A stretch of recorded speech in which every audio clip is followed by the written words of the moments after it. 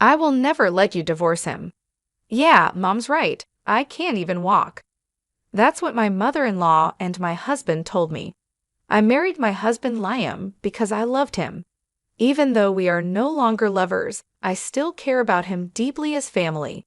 My mother-in-law was strict in some ways, but she never said anything unreasonable. My husband always defended me. Then one day, he had a big car accident and didn't wake up. While I was busy visiting my husband and dealing with the accident, I checked the driver's recorder. When I saw the footage, I was shocked. I knew I could never forgive my husband. Everything that had happened seemed like a lie.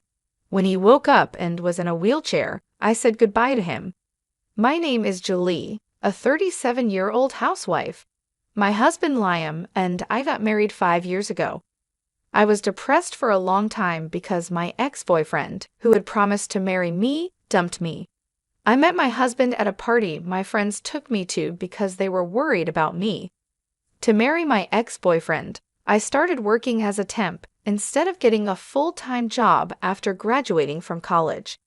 My ex-boyfriend was very kind, and I thought I could build a peaceful family with him. But one day, he suddenly told me he had fallen in love with a girl in the same class and broke up with me. He said he would pay me alimony for breaking off the engagement, but I refused and ran away from the house we were living in. My husband was the opposite of my ex-boyfriend. When he arrived at the party, my friends took me for a drink. Julie, right? I'm Liam. Your friend told me you went through a tough time. He asked me right away. My friend had told him that I was not doing well. I've been afraid to get close to people since my ex betrayed me. It's been a long time since I've been out to a party like this. That's great. Here's to taking the first step. I know what it's like to be cheated on. I had the same experience, but it's a waste of time to stay sad. Let's just enjoy today. My heart, which had been heavy for a long time, felt a little lighter. That day, we drank a lot and had a lot of fun. My husband and I exchanged contact information. The next day, he contacted me and we decided to go out for dinner. While talking to him, I could forget about the day my ex-boyfriend dumped me, which used to always be on my mind. After seeing Liam for a while, I no longer thought about my ex-boyfriend, even when I was alone. I'm happy to see you getting better day by day, and I'm going to keep making you happier. Let's stay together, Julie. I will never betray you. When I heard these words, I knew I could trust him. We officially started dating. Every day was happy and fulfilling. Even though he was the same age as me, my husband was very dependable. When I had a bad day at work, he cheered me up like he did when we first met. My friends were surprised to see that I had become a different person from the one who had been depressed a few months ago. After a year of dating, he proposed to me, and we decided to get married. I was so happy to be able to marry someone I loved so much. When we went to my in-laws' house to say hello, I was so nervous that I couldn't stop sweating. My father-in-law was a man of few words, but he tried to ease my nerves. My husband also showed me pictures from his childhood to help me relax. My mother-in-law was cheerful and true to herself. I don't know why you're so nervous. I'm not against you getting married. We are going to be a family. She patted me on the back and said with a laugh. Hearing my mother-in-law's words, my nerves instantly relaxed. I'll teach you how to take care of the house, and I'll be strict with you. Mom, Julie can do everything well without your teaching. She doesn't need your help. My husband laughed and defended me. My mother-in-law heard what he said and smiled. I'm just joking, she laughed. My in-laws live far away, but we had a good relationship, or so I thought. At the wedding, many of our friends celebrated with us. I was so happy that I cried all the time. For the first few years of our marriage, we were really in love. I looked forward to my husband coming home after work every day. I got a lot done because I knew a delicious dinner would be waiting for him. My husband's job required a lot of overtime, but no matter how late he came home, he always ate my dinner and praised my cooking. I loved hearing him praise me, so I spent my spare time looking at recipe websites and adding more dishes to my repertoire. During New Year's, we visited my in-laws' house with my husband. My mother-in-law always taught me how to cook. You should buy an Instant Pot. Try this meat. It's so tender, isn't it? Sometimes she was kind, but more often she was stern. What are you doing? You're wasting your time. You need to be smart about what you're doing. I used to cook only for my husband and didn't have the skills to cook for others, so it was a learning experience for me. My in-laws were not bad people, and I think I was able to live peacefully with them. But maybe you are happy with just the two of you now. You should have kids soon. The only time I was hurt was when my mother-in-law talked about children. It's not that we didn't want children, of course, we wanted to have a child, but it wasn't that easy. My husband and I talked about it and decided not to have fertility treatment. Maybe it was our fault for not talking to my mother-in-law about it, but every time we saw her, she would mention the child. "Hey Mom, we have our own timing," my husband would say when he was around. When he wasn't, I just had to force a smile. A few times a year, my parents-in-law would come to visit and stay at our house. I didn't want my mother-in-law to say anything, so when my in-laws came to visit, I cleaned the house from top to bottom. On the days when we ate at home, I made sure everything was perfect. I made more fancy dishes than usual. I was so well prepared that she never said anything about the house, but she still mentioned having children. Each time my husband defended me.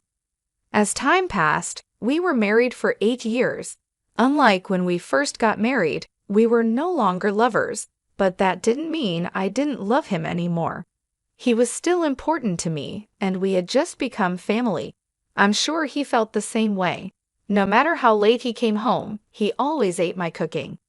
We never had children, but I thought we had a good relationship. I believed that no matter how old we got, we would live together with the same sense of closeness. My relationship with my in-laws hadn't changed, and we still saw each other a few times a year. The only thing that changed was that I could talk back to my mother-in-law a little bit now. My mother-in-law always talked to me about children. You know what can't be done can't be done, I would now say jokingly. She didn't get angry at me for that. I know that, but I can't help saying it. I'm sorry, she would start to laugh with me. Then one day, I received a call from an unknown number. "Hello, is this Liam's wife? Your husband has been in an accident and is in the hospital. Please come to the hospital right now." I was so surprised that I couldn't process what was happening. I immediately took a cab to the hospital. Coincidentally, my parents-in-law were visiting us that week, so in the cab, I called my mother-in-law. "Mom, it's Liam. Something happened to Liam. He had an accident and was taken to the hospital." I couldn't speak properly because I couldn't stop crying, but my mother-in-law understood immediately. She was on a sightseeing tour with my father-in-law, but they agreed to come to the hospital right away. When I arrived at the hospital, my husband was in surgery. He was driving his car when he was hit from behind. The other car was driving very fast, and he was hit hard. The hospital explained that he was unconscious and in critical condition. I broke down in tears, but my mother-in-law said, "I'm sure Liam will be fine. We just have to wait and believe in him." I felt sorry that my parents-in-law were worried about me, even though it must have been hard for them too. The surgery took a long time, but it was a success, and my husband survived. My parents-in-law and I cried in relief. After that, my husband's consciousness didn't come back easily. We took turns staying with him, hoping he would wake up. While my in-laws were at church, I was busy dealing with the accident and other formalities. The police told me my husband was the victim of the accident. The other driver was arrested for dangerous driving. However, the driver claimed my husband was also at fault. I wanted to protect my husband, so I went to the accident scene. The car was so damaged, but miraculously, the drive recorder was safe. I took the SD card and checked it with my laptop. The footage was still there. After that, I headed to the hospital to switch places with my mother-in-law. I was almost there when I got a call from her. "Hey Lauren, Liam has regained consciousness. She sounded so happy. I rushed to the hospital. Thank goodness, Liam, you're awake. I heard my mother-in-law's voice when I arrived. My husband was able to talk as if he had just been sleeping. Oh, I was in an accident. I don't remember. When I heard he was awake, his doctor came to check on him, and we all talked to him. My father-in-law also came to the hospital. The doctor said the surgery was a success, but didn't know if my husband would be able to walk again. He would be in a wheelchair for a while and would need physical therapy, but they couldn't promise he would walk again. The atmosphere in the room turned heavy. Why? I can't walk, my husband mumbled to himself after the doctor left. My mother-in-law tried to cheer him up. We will help you as much as we can. Let's do our best in physical therapy so you can walk again, right, Lauren? Instead of agreeing, I said, no, I'm leaving him. I want a divorce, I said. Everyone there was surprised by my unexpected answer. Huh? What are you talking about? In a situation like this, I'll never allow you to divorce my son. You're a heartless woman. My mother-in-law yelled at me. My husband added, yeah, Mom's right. I can't even walk. How dare you? My father-in-law was too shocked to say anything. Then I took my laptop out of my bag and showed them a video.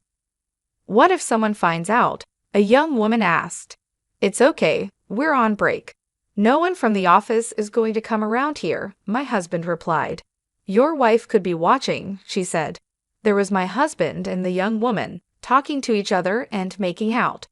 She was wearing the uniform of the company where my husband worked. From their conversation, it was clear he had been having an affair with her. What the hell is this? My father-in-law asked in surprise. No, it was just a fling. There's nothing between me and this woman, my husband stammered, too nervous to explain himself. My mother-in-law seemed at a loss for words, maybe because she was so surprised. I kept quiet and played the next video. I'm not doing well with my wife. I'm getting divorced soon, so let's get married, my husband said. Really? Will you marry me? The woman asked, giggling. How disgusting. What are you doing, Liam? My father-in-law, who was always so calm, turned into an angry man. My husband was lying on his face. Liam, you shouldn't cheat on your wife. Apologize to Lauren. And Lauren, forgive him, okay? Liam's body is like this now. He can't cheat on you anymore. My mother-in-law, who had kept quiet until a few minutes ago, became impatient and started defending her son. Well, I want you to watch something else, I said, and then I played another video. There was my mother-in-law and my husband. I want to see my grandchildren's faces, she said. Mom, don't tell Dad, but I'm thinking of getting a divorce and remarrying. The next one will be young, so you'll be able to see your grandchild soon, my husband replied. Oh yeah, that's great. But if you cheat on your wife, she'll take all the money, she warned. Don't worry, I'm making sure she never finds out. As long as I come home and eat, that's all that matters to Lauren. She is happy as long as I eat her cooking. She doesn't seem suspicious at all. I'll play it smart. Don't worry, my husband said. You are so smart, my mother-in-law praised him. I can't wait to see my grandchildren. My mother-in-law knew my husband was cheating on me and agreed he should divorce me so she could see a grandchild. This was disgusting. How dare you talk like this? I don't want this kind of wife or son. My father-in-law's face turned red with anger. My mother-in-law and my husband looked impatient, not knowing what to do. Which one of us is the heartless one? I'll divorce you for sure. Why should I help you after all you've done? Be happy with your young lover. Goodbye. Wait, Lauren. Ignoring my husband's voice, I left the hospital room. My father-in-law followed me. Lauren, I'm so sorry, he said, bowing deeply. It's not your fault. Thank you for everything. Please tell him that my lawyer will be in touch with him. As I walked out of the hospital, the tears I had been holding back began to flow. I wondered how long I had been deceived. I didn't know, but now that I did, I was glad I could leave him. The divorce went through without a hitch. I got a lot of alimony. The other woman my husband cheated on me with was a receptionist at Liam's company. I was surprised to hear she was just 23. They used to meet on their lunch break a few blocks away from the office and then go back separately. The accident happened while my ex-husband was returning to the office alone. I was a little skeptical as to why he had an accident in his car while he was at work, but after hearing the story, it made sense. My lawyer told me that sometimes my ex-husband and his lover would take half a day off to visit her house. He was being very secretive, so I wouldn't find out. I don't think he thought it would come out this way, and because their affair had become a rumor within the company, he had to quit his job. The woman he had an affair with also had to quit. She was young and had no savings, and had to borrow money to pay the alimony. At the same time, we divorced. My parents-in-law also divorced. My father-in-law couldn't forgive my mother-in-law either. I was surprised when I heard from my father-in-law about the news. My mother-in-law had rented a small apartment and was living with my ex-husband after he got out of the hospital. They couldn't afford to rent a handicap-accessible house because they had no money left after paying the alimony. My ex-husband is working on physical therapy, but the chance of him being able to walk again is very small. His young lover left him when she realized he might never walk again. She didn't want to be tied down to someone who couldn't walk, so she decided to leave him and move on with her life. This left him even more devastated, adding to the emotional toll of his physical condition. I've been living alone for a while now. At first, it was hard to adjust to the quiet and the loneliness, but over time, I started to find peace in my own company. I started to enjoy the freedom of making my own decisions and living life on my own terms. I redecorated my home to reflect my tastes and started new hobbies that I had always wanted to try but never had the time for. I've decided to make a fresh start and focus on my career. I am studying to be a certified public accountant. It's a lot of hard work, but I am determined to succeed. I spend hours each day studying, taking online courses, and preparing for exams. If I get certified, I might be able to get a permanent job through a friend's introduction. This could be a great opportunity for me to build a stable and rewarding career. I am looking forward to this new chapter of my life. I feel hopeful and excited about the future. I have learned a lot from my past experiences, and I am determined to make the most of the opportunities that come my way. I will make sure to enjoy every minute of this new journey. I will focus on my personal growth, my career, and my happiness. This is my time to shine, and I am ready to embrace it fully. In addition to studying, I have been taking better care of myself. I joined a gym and started working out regularly. I found that exercise not only improved my physical health, but also boosted my mood and helped me manage stress. I also started eating healthier, cooking nutritious meals for myself, and even trying out new recipes. I reconnected with old friends and made new ones. I joined a few social groups and clubs related to my interests, which helped me meet people who shared my passions. These new connections have been incredibly supportive and have made me feel less alone. I've also been volunteering in my community. Giving back has been a rewarding experience and has given me a sense of purpose. I've helped out at local shelters, participated in community cleanups, and even started tutoring children in math, which has been both challenging and fulfilling. Throughout this journey, I've been journaling my thoughts and experiences. Writing has been therapeutic and has helped me process my emotions and reflect on my growth. Looking back on my entries, I can see how far I've come and how much stronger I've become. I am grateful for the support of my friends and family during this time. They have been my rock, providing encouragement and love when I needed it the most. Their belief in me has helped me believe in myself. As I move forward, I am excited about the possibilities that lie ahead. I know there will be challenges, but I am confident in my ability to overcome them. I am focused on building a bright future for myself, one filled with joy, success, and fulfillment. This new chapter of my life is a testament to my resilience and strength. I am proud of the person I am becoming and look forward to the adventures and opportunities that await. I will make sure to cherish every moment and live my life to the fullest.